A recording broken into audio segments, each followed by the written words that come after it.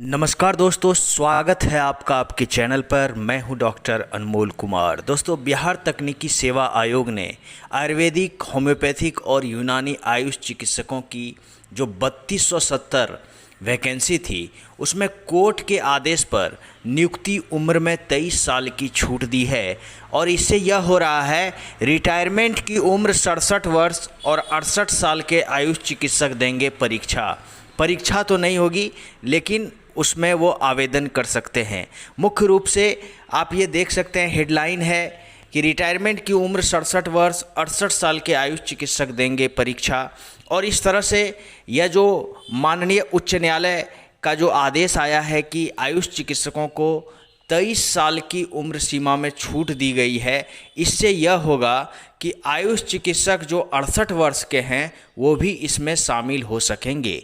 लेकिन इसमें SC ST श्रेणी के कई ऐसे अभ्यर्थी होंगे जिनको काउंसलिंग में चयन के बावजूद काम करने का मौका नहीं मिलेगा और सेवा योगदान देने से पहले ही उनके सेवानिवृत्ति की उम्र पार कर जाएगी।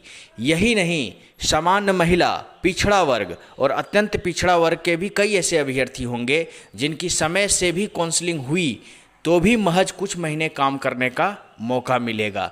इसलिए यह एक बहुत ही पेचीदा भरा सवाल है कि 23 साल की उम्र सीमा में छूट दे दी जाने से कई ऐसे न्यू फ्रेशर्स कैंडिडेट्स के भविष्य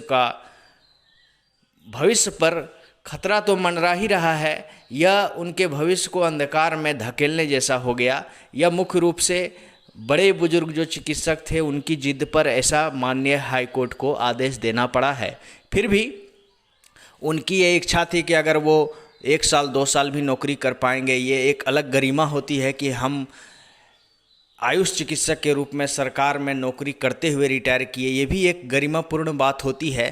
खैर, आगे जो बात है उसमें यह है कि इसमें अगर 65 साल के बुजुर्ग या 66 साल के या कुछ महीने, 6 महीने, 3 महीने के लिए अगर वो नौकरी कर पाएंगे तो न्यू फ्रेशर कैंडिडेट जिनका नहीं हो पाएगा, वहाँ पर ये दुखदाई बात हो जाती है।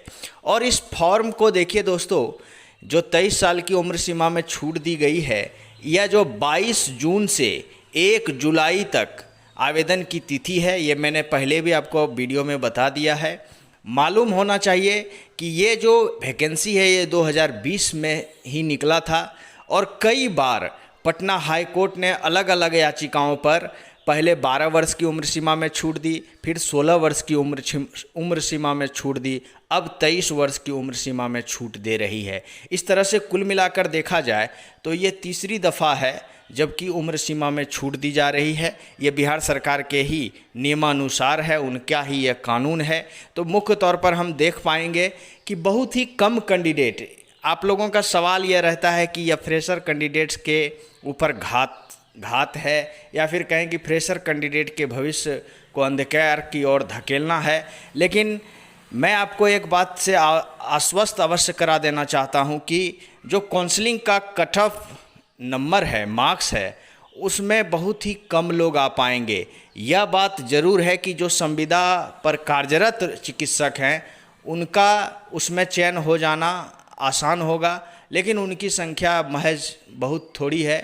और ऐसी कोई बात नहीं है, अगर फिर ये वैकेंसी कहीं लास्ट नहीं होने जा रहा है, फिर से सरकार को आवश्यकता होगी तो अवश्य सरकार नई भर्ती निकालेगी, चाहे समय वो जो कुछ भी ले ले। और जिस तरह से केंद्र सरकार नेशनल आयुष मिशन को लेकर के आयुष को एक मिशन की तौर पर, एक मिशन मोड में जिस तरह से काम कर रही है, उस तरह से हमें आशान्वित रहना चाहिए कि आगे भविष्य में आयुष चिकित्सकों की नई नई भर्तियां निकलती रहेंगी। धन्यवाद।